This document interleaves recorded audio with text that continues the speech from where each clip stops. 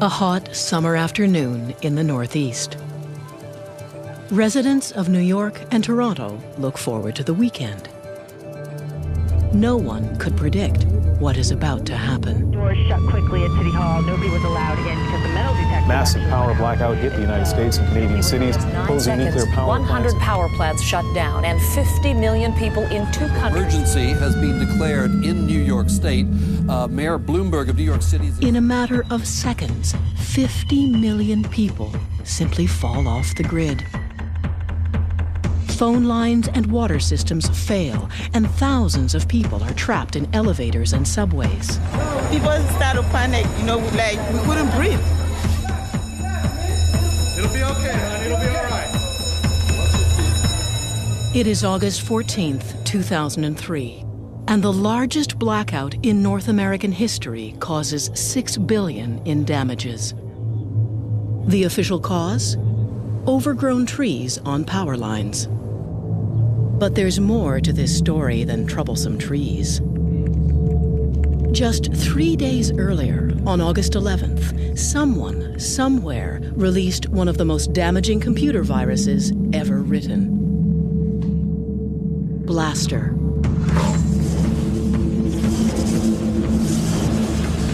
It was probably the biggest attack against the internet ever. Mikko Hyppönen is one of the world's most respected virus hunters. It is here, at F-Secure, an antivirus lab based in Helsinki, that he and his team first identify Blaster when it hits the internet. What astonishes Mikko is the impact the virus has on the physical world. Blaster was the first worm that really showed that an attack like this can affect society and the normal life.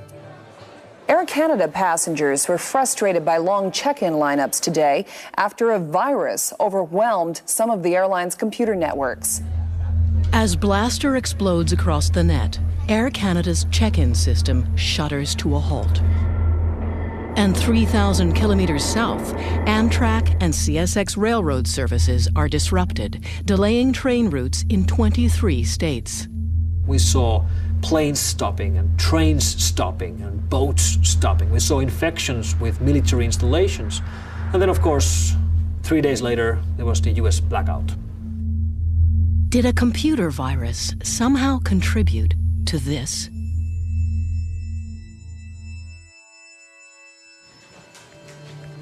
In the 21st century, most of us have had a run-in or two with a virus.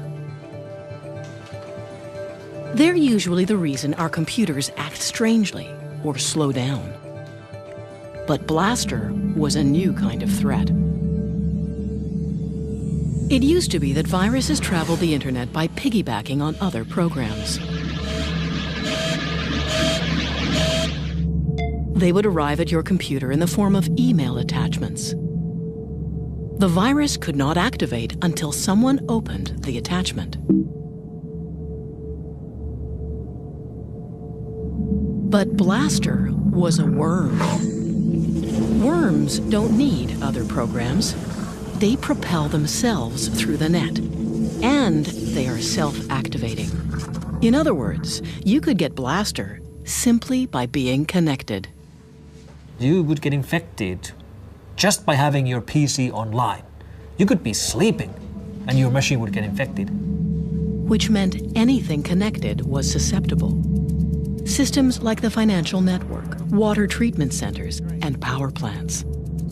In one case, we know that a virus got into a major nuclear reactor in Ohio. 9 months after the blackout, the official report stated that Blaster, despite being released just 3 days earlier, played no significant role in causing the huge shutdown. Some security experts remained unconvinced, pointing to more than just the timing of the two events. If you read the blackout transcripts of the operators who were in the middle of this when it was happening, what keeps coming up in the transcripts is comments that, stuff isn't moving. Their screens were freezing, which is exactly what the Blaster worm does. Whether the Blaster virus caused the 2003 blackout remains a contentious issue. But after Blaster, no one doubted that online viruses could cause real-world damage. It's been actually a real learning exercise for potential attackers and terrorists to see, oh, well, if an accident can cause this, maybe we could cause it as well. Eric Byers is a former instructor at the British Columbia Institute of Technology. He researches the dangers of connecting critical infrastructure to the internet. There's no question that you could build a virus to take down the critical infrastructure. For example, our power systems, our water systems, our transportation systems, if those go away, then our life radically changes. Today, most critical systems are connected to the internet. And the computers these utilities use are the same Windows-based PCs that you might have in your kitchen. 95% of the machines are running Microsoft Windows. So when you have some sort of a worm or a virus or some sort of threat spreading that affects Windows, it spreads like wildfire. A Canadian oil company came to us and said, you know, we have this big infrastructure and we're curious, you know, can somebody attack this? So Eric went to work. Using only a laptop and some basic hacker software, he easily broke into the holding tanks at the company's refinery. So first of all, I'm going to do what's called cutoff visibility. Now I've fooled it so that the operator doesn't know anything's going wrong in the field. And then I'm actually going to blow up the tank for him. And you can see that all of a sudden this pump has just gone nuts. And pretty soon that tank's going to be overflowing. And in real life, somebody will be walking around with an oil spill.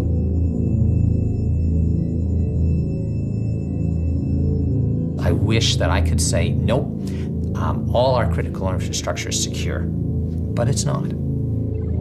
If connecting power plants and oil refineries to the internet is putting them at risk, why not leave them unplugged? For business reasons, for business efficiency. Mary Kerwin is a security consultant and a columnist for the Globe and Mail. One executive interviewed said that he thought it was fine, it was worth taking the risk, so they'd have an edge on the competition by having these open and secure hookups between the utilities and the corporate network. The problem is, the internet was never designed to be secure. It was never actually built to do a lot of the things we're using it for right now. It was not meant to be an engine of commerce. It was not meant to hold your banking information. In the late 1960s, researchers began developing a network that could share information between computers.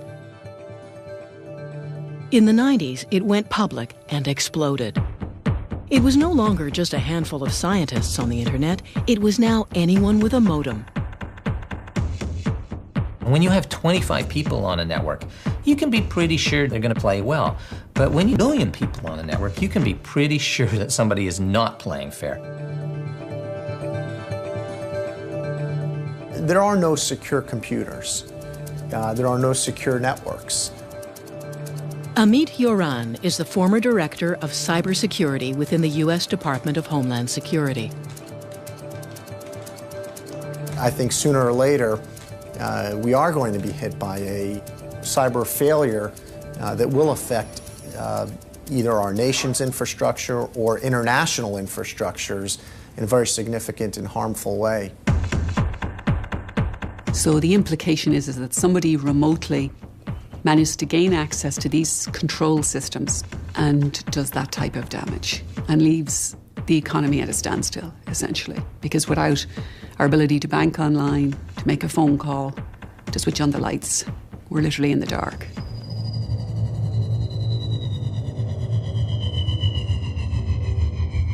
Like most viruses, Blaster had no specific target. Its damage was collateral, releasing it an act of cyber vandalism. Something a kid might do. Most of the time when these guys get grabbed, if and when they get grabbed, it was just for sport or their pals, or they were sitting in their schoolroom in Germany and somebody annoyed them, so they decided to play a game and write viruses or whatever. So usually they have, particularly the kids, they have no clue of what they're doing, and that's why they can be very dangerous. They're called hackers. Some would say they're nothing more than hobbyists, kids mostly. But hackers grow up too. We are the people that are behind the scenes of everything that you take for granted on the internet. It's us. There are three types. The white hats are the good guys. They're the virus hunters or the IT people at your office. The black hats are the bad ones. The virus writers or the crooks who try to steal your credit card number online. And then, somewhere in the middle, are the gray hats. They work both sides of the street, guns for hire in a Wild West industry. Tell us who you work for, Donnie. Let's go somewhere else right now. Donnie makes his living as a professional hacker. Exactly how, he won't say. He is sometimes hired by companies to hack into their own systems. It's called penetration testing. That's where you get permission to break in just as a real hacker would, but you are under a contract, and that's so that they can identify their security flaws and fix those security flaws before a bad guy really does. Like most professional hackers, Donnie has an infamous past. I was approached initially by this company in India. They wanted a demonstration of my skill set, so to speak. I ended up compromising 5 different systems with 5 different exploit vectors. Looking further into one of the intrusions, I had indeed broken into mail.gov.in. For all intents and purposes, I took down their government infrastructure. Had free reign on the systems all I wanted. I was able to plant backdoors and gain later access. I was able to read emails. I was able to record keystrokes. In hacker parlance, we would say that I owned India. I owned a small country. Not small. I owned the 2nd largest country in the world. We asked Donnie to demonstrate his skills. In less than 5 minutes, he's broken into the database of a major international airline. So basically, I'm one step away from grabbing all of the reservation information, all of the user information, which would include your name, your address, your telephone number, your credit card information for verifying your flight. With power like this at your fingertips, we wonder what potential damage a group of dedicated hackers could cause. We could certainly shut down the United States critical infrastructure, I would assume, probably within a day. Dedicatedly, I would give it 1 week of research, 1 day to take it down. And that means what? What is the... That means taking out the power grid. It means taking out the communication power. It means taking out probably the military capacity of the United States to function properly. We'd probably go into a police state at that point. Is that an exaggeration? No, I don't think so.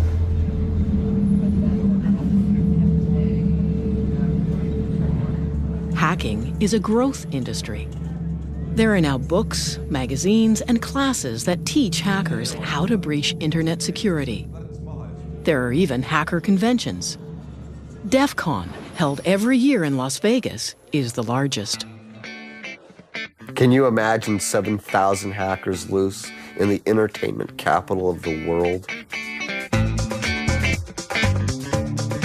DEF CON isn't your average convention. It's cash only at the door, which isn't such a bad idea. With 7,000 hackers afoot, it's probably the last place you'd want to use your credit card. Well, DEF CON's been going on a long time now, various degrees of notoriety, hacking their badges and hacking each other and hacking each other's cell phone, and can be a dangerous thing to attend. At DEF CON, you can learn how to pick a lock, electronic or otherwise, or how to hijack a digital billboard. And though most attendees are hackers, there's also more than a few federal agents. In more recent years, you have so many undercover FBI agents that it's hard to tell law enforcement apart from the real deal. Depending on who you talk to, the FBI are there to either spy on the hackers or recruit them. We seek out the rockstar hackers to find out what the cutting-edge threats and vulnerabilities and tomorrow's issues and problems are, because they know. Somebody told us it's easy to spot the FBI. They're the guys over 35. And today, with software designed for children as young as 6 months old, a new and far younger generation of hackers is right behind this one. In the shady online world of the hacker, there is no one more notorious than Mafia Boy. A surprise move today by the Montreal teenager known as Mafia Boy. He admitted in court he is the hacker who crashed several popular websites last winter. The turn of the millennium saw the peak of the first .com gold rush. Internet giants like Yahoo, eBay, and Dell.com were doing hundreds of millions of dollars in online business every day. But in February 2000, these sites suddenly found themselves at the mercy of a 15-year-old kid. Michael Calce, aka Mafia Boy, a high school student from Montreal. My dad got me a computer when I was extremely young. I was 6 years old. It just, I don't know, it fascinated me what I could do with this machine. At 12, Michael was already a respected hacker. And by the time he was 15, he was asked to join what was then one of the most powerful hacker groups online. And I felt honored at the time. You know, we're talking about TNT Force. This was a big Russian hacker group that had a big foundation and serious programmers in it. As TNT's newest member, Michael was eager to show off his skills. He hatched a plan to destroy a rival hacker gang by building the ultimate online weapon. I'm going to make a new tool, something that is so powerful people have never seen before, and they're going to run for their lives and wish they were never hackers. But before he attacks his enemies, Michael must first test the weapon. He picks a target: Yahoo. To this day, the biggest, busiest, and most profitable website in the world. It really never entered his mind that one of the most important sites on the internet, one of the most valuable e-commerce companies out there, would actually get taken out by what he built.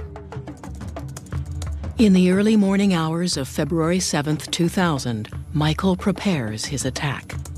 He puts the weapon on a timer, thereby creating an alibi, and then heads off to his grade 9 classroom. So he's sitting in a classroom, the teacher's talking, and Mike isn't paying any attention because all he's thinking about is 3, 2, 1, it's launched. And at 10 a.m., what is still the largest internet attack in history begins. I got home, I was just dying to get on the computer and see exactly what the results were. And I realized it was more than successful when I got home because Yahoo.com was still down. Michael's weapon launched a direct assault on Yahoo computers. It was called a denial of service attack. Every time you access a website, you make a request from that site's computers. What Michael did was harness the bandwidth of dozens of larger computers, mostly from universities in the US. By turning them all onto Yahoo and making millions of requests every second, he crashed Yahoo's site. It's like if you call a pizza place and the phone is busy, it means that they're dealing with too many phone calls. Same thing. I bombard them with so many requests, they're just offline. Even today, there are very few defenses against this kind of attack. After seeing Yahoo collapse, Michael got a little carried away. CNN, Amazon, eBay, Dell, all multi-billion-dollar companies, all easily shut down by Mafia Boy. CNN was probably one of the biggest attacks because they lost 1,200 other sites when CNN.com went down. Everything linked to CNN just went poof with it. I started to realize I had something way more powerful than I could imagine here. I felt a sense of it before, but this was the moment I realized, you know, there's not much that can stop me here. The attacks made headlines around the world and sent shockwaves rippling through the new economy. You have a situation where the price of these companies that were hit, they take hits on the stock market. You have the Attorney General of the United States standing up and saying that we will get the ones who are responsible for this. You have President Clinton convening a cybersecurity summit at the White House and talking about finding ways to fend off future attacks like this. The first reports came out, they were estimating the damage to be $1.7 billion damage. All from a Pentium 133. It was Michael's bragging that eventually got him arrested.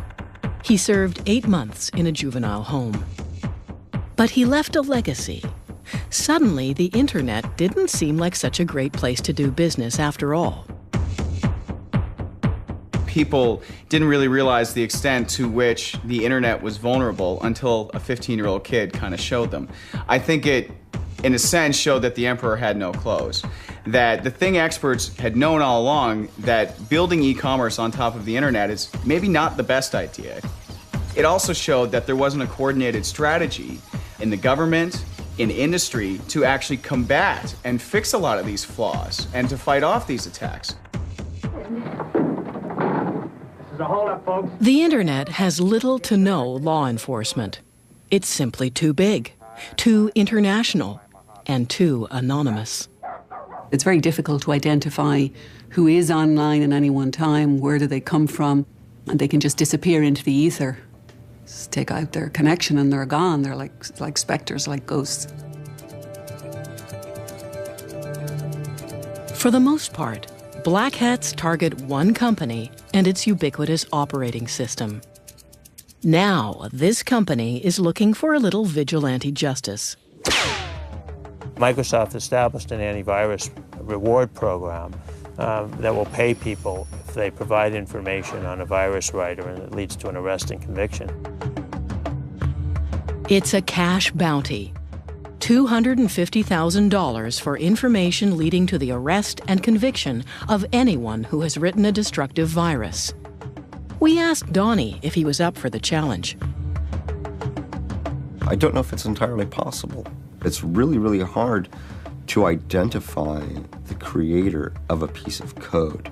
A piece of code can be as small as 4 lines that anybody could type out on a computer anywhere. If I were to successfully track someone down and actually be able to obtain this bounty, so to speak, $250,000 would be enough to secure my future. His target? A Microsoft Word virus. So called because it hides inside a Microsoft Word document that the author then emails across the internet. Where Blaster was mindlessly destructive, simply flooding the internet, the Microsoft Word virus is much more sinister. After infecting a computer, it begins to collect documents. It then sends these documents back to the authors of the virus. The range of documents being collected concerns Donnie. CAD drawings for computer-aided design, spreadsheets, PDF documents, architectural and machine blueprints. The nature of the data that's being taken, to me, it goes straight to our critical infrastructure. It goes straight to the core of the United States military. And the virus is known to have targeted power systems and government agencies. It is, literally, spyware.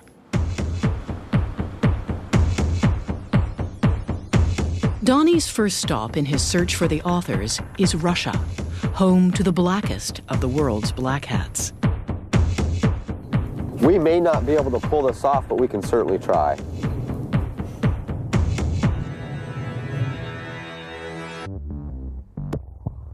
In the past few years, hackers and their viruses have evolved.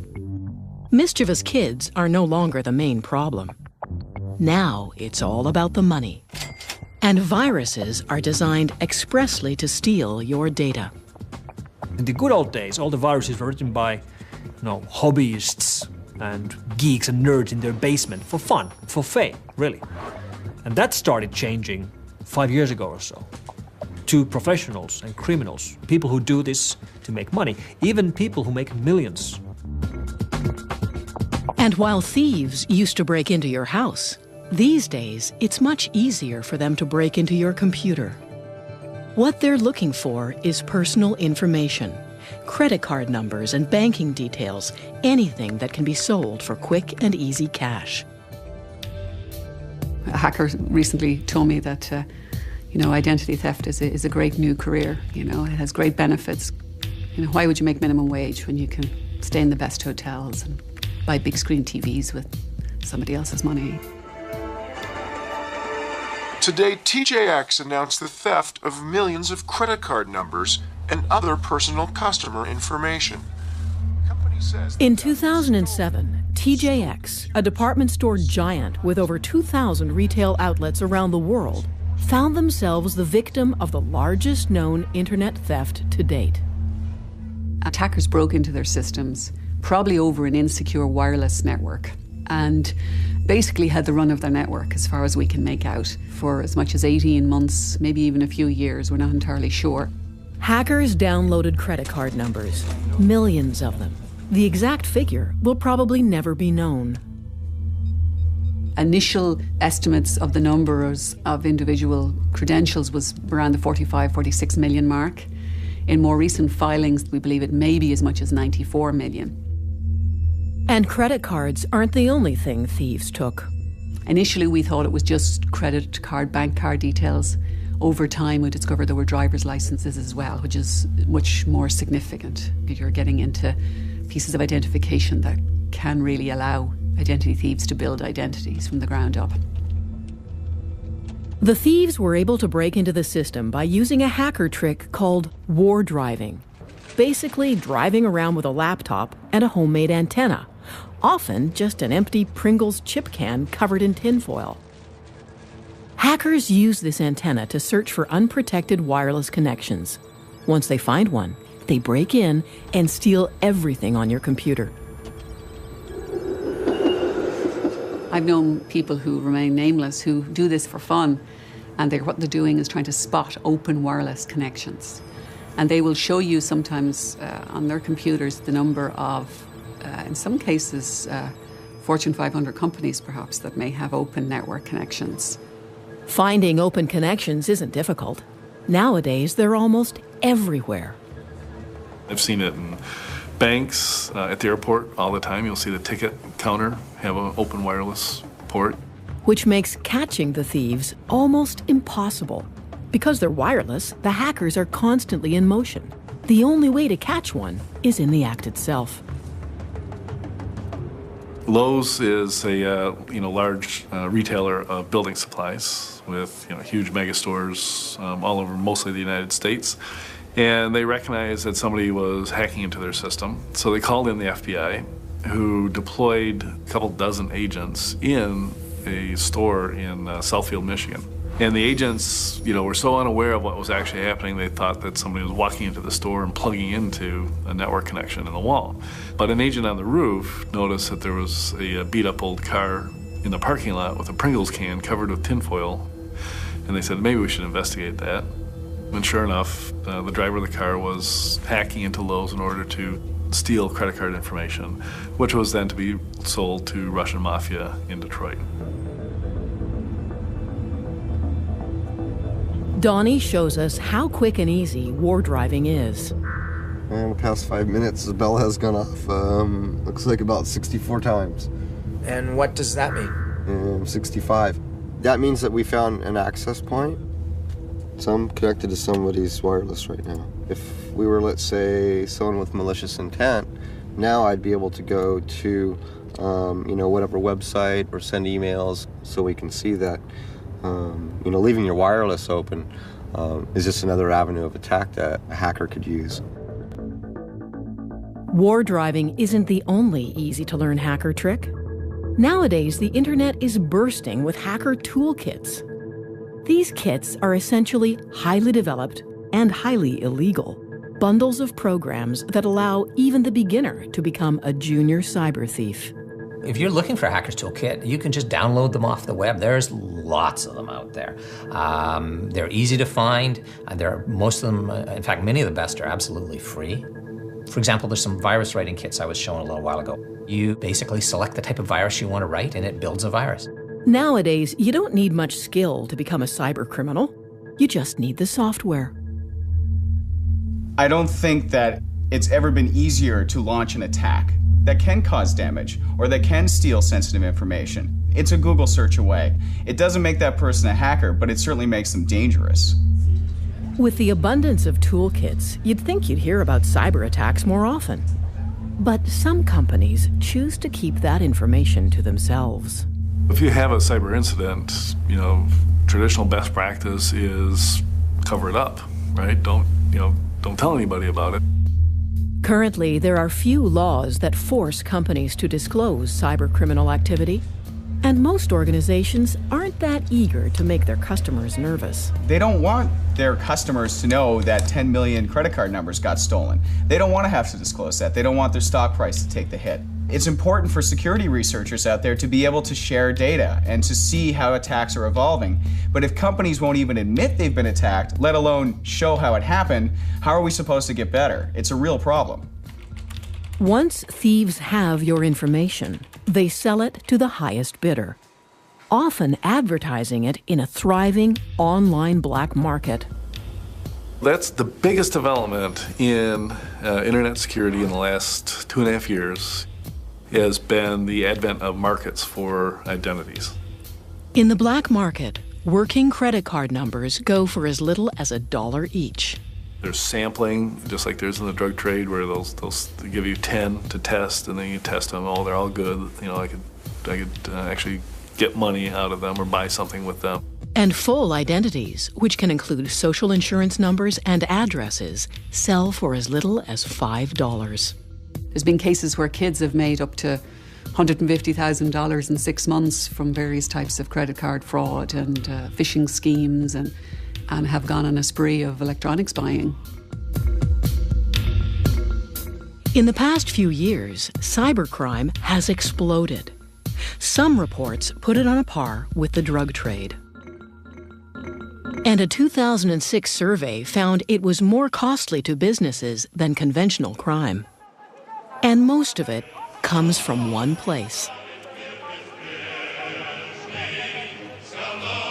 When you think today about, what's this sort of country of hacking right now, I think most experts would point to Russia. A few years ago, the Russian mob, sensing a unique opportunity, went online. And why not? It was less risky than traditional crime, and the internet allowed the mobsters to go international. All they needed was a few programmers. You have actual organized crime in Russia recruiting promising young programmers and other technical people to work in a cybercrime syndicate. These Russian syndicates are responsible for the bulk of viruses and hacker exploits released onto the internet every day. It took 20 years to go from the very first viruses to 250,000 viruses. And that's where we were in the beginning of 2007. By the end of 2007, we were already at 500,000 viruses. So we effectively doubled the amount of all of the malware in one single year. Because of this, internet security has become a booming business. In the past few years, antivirus labs have sprung up all over the world. Kaspersky in Moscow is one of the biggest. We receive over 2,000 of new viruses, trojans and worms every day to this lab.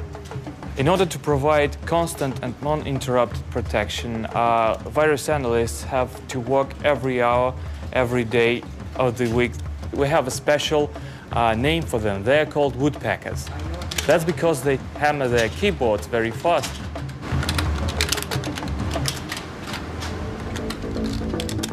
Donnie seeks help tracking down the authors of the Microsoft Word virus. He gets in contact with a group of Russian cyber criminals. These guys are really no different than a criminal ring that would be specializing in stolen car parts or stolen electronics. where they're trying to turn it, sell it, launder the money, and get some type of percentage out of it. One of the group agrees to meet with Donnie in a cafe.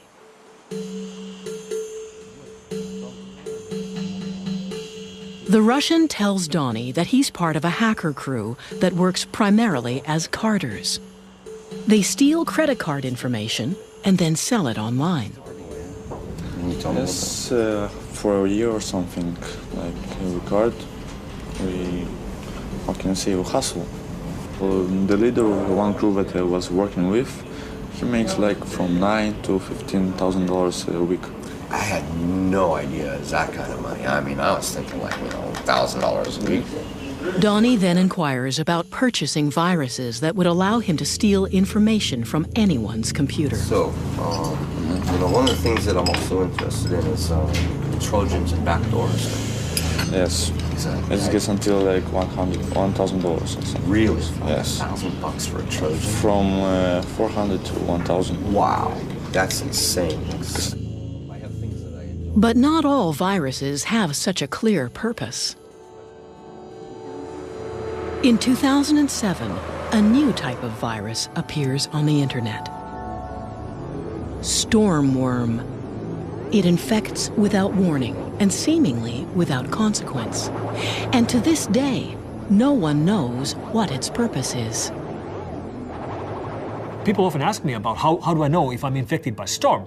And you really don't, because it doesn't show you any messages, it doesn't destroy anything, it doesn't play any music or anything, any of the fun stuff we used to see with old school viruses. It's really invisible. Not just invisible, but impossible to detect. This is because it's always changing. This worm keeps morphing itself. Every time you download it, you get a different copy. And if you do find it and try to remove it, the worm attacks.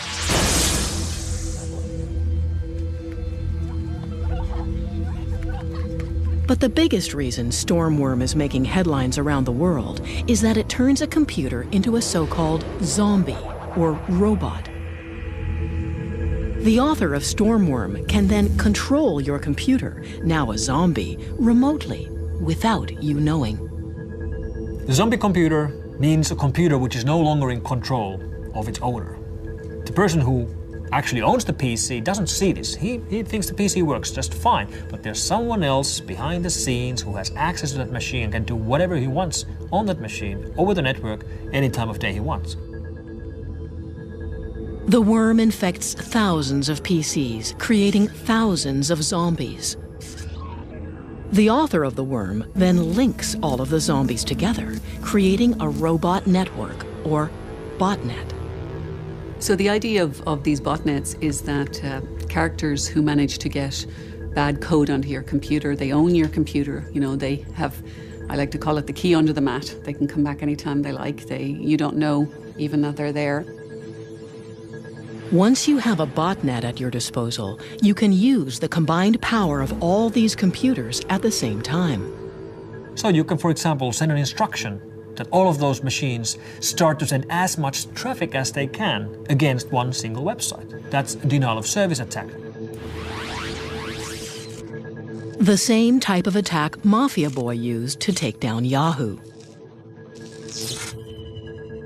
There are Russian botnet operators right now selling denial of service attacks launched from their botnets by the hour or by the day. What's unique about Stormworm's botnet is its size and sophistication. Experts estimate the number of linked computers to be in the millions. But still, no one knows this botnet's purpose. Estimates are that it alone has infected 50 million machines, and it has not been used for anything. So there's this hovering, literally perfect storm of potential attack. So the concern is that the Stormworm has created all these compromised computers that in themselves create a kind of almost a massive supercomputer. And that if very bad people have control of this, they may be able to do very bad things on a very, very big scale.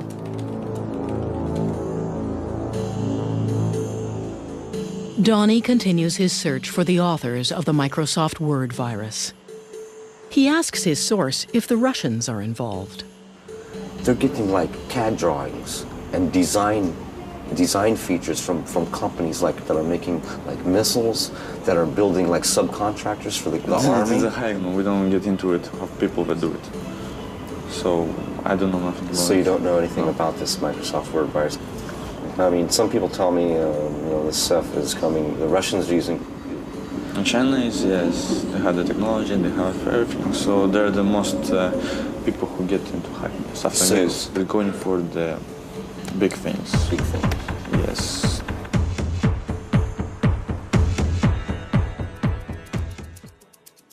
In April of 2007, Estonia suddenly found itself on the losing side of a battle with the largest country on Earth.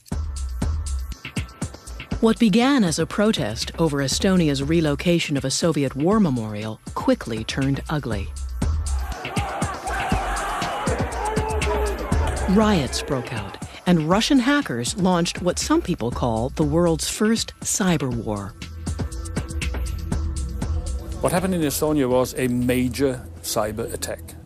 Somebody tried to harm the country, the government of the country, the financial organization of the country.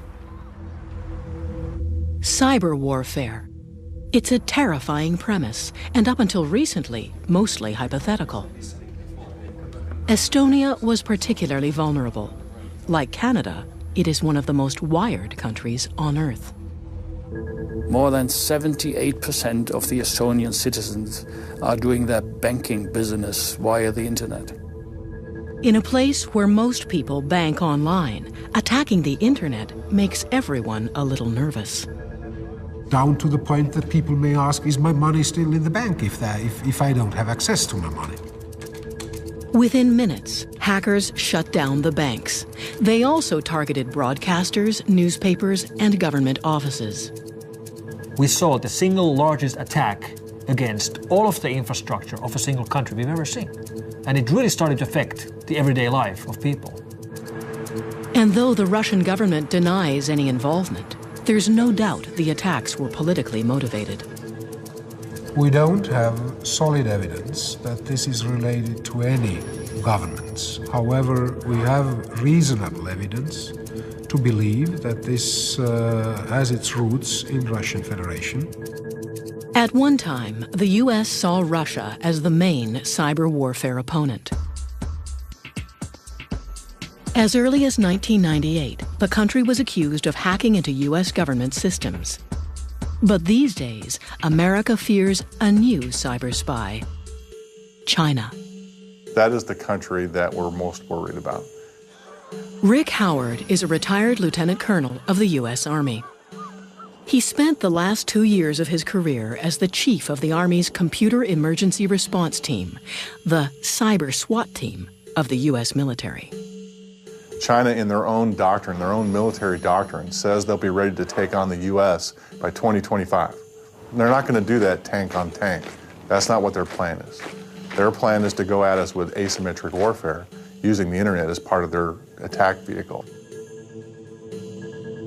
Rick believes that Chinese hackers are currently mining U.S. government computers, using tools that are similar to the Microsoft Word virus.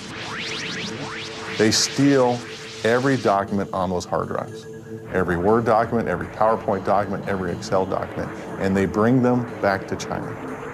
We're talking about millions of documents. Stealing national secrets over the net has replaced old-fashioned espionage.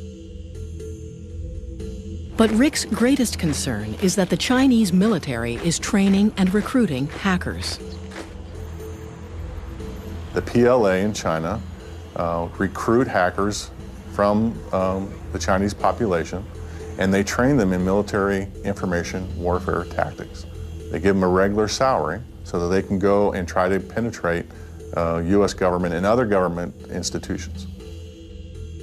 In 2007, the U.S. claimed China cyber-attacked the Pentagon. The Chinese government officially denies these claims.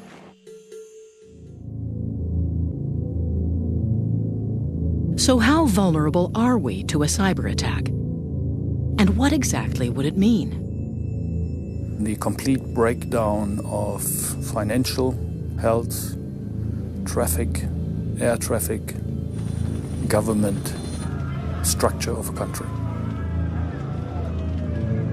You have to concern yourself with the possibility of a digital Pearl Harbor. I think there's always the possibility that a rogue terrorist group were to have a very significant denial of service attack.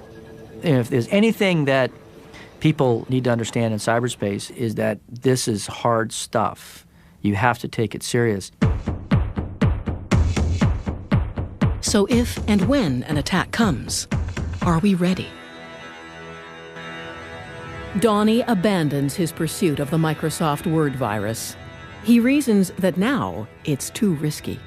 We're not just looking at black hat hackers, we're not looking at kids, we're not looking at script kiddies, but we're really looking at a coordinated effort sponsored by the Chinese government against not only the United States, but the West in general.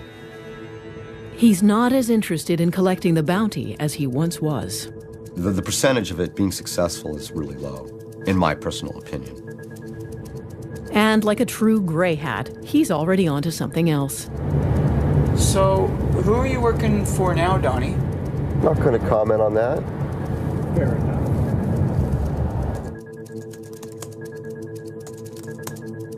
Michael Calce has written a book about his life as a notorious hacker. I couldn't stand back knowing what was going on and what's going to happen and how bad it's getting. 8 years after his attack, he says he could do it all over again if he wanted to. Because they haven't done anything about it. They say they're investing this into internet security and this and that, but the situation is only getting worse for everybody. Attacks are increasing. The number of viruses has doubled in a year. And places like the Pentagon ward off a cyber attack nearly every day. Is cybersecurity a significant threat to the critical infrastructure of Canada and the world? Absolutely, no question. This is serious stuff. It is supposed to be a little bit turbulent. It is supposed to be a little bit uncontrollable. And to have that openness and that freedom, you have to deal with the other things. The interconnected nature of the internet and critical infrastructures is a point of significant vulnerability for modern society. We really have to think carefully about putting critical infrastructure online. I would prefer critical stuff to be disconnected. And when I mean disconnected, I mean that they are in separate cables. Increasingly, all aspects of our lives are funneled through the internet. What's at stake is impossible to dismiss. Because the 9/11 Commission, their summary of the 9/11 events was that it was a failure of imagination. And I think the one thing we don't want to do again is for our imaginations to fail.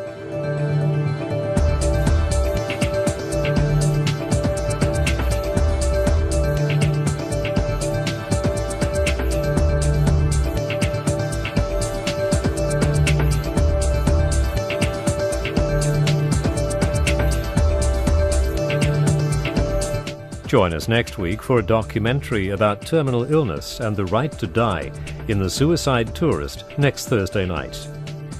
And tomorrow, the old school cop is back to investigate a murder that points to the IRA while dealing with a shady character from Special Branch. Martin Shaw stars in George Gently, 8:30 tomorrow night on ABC One.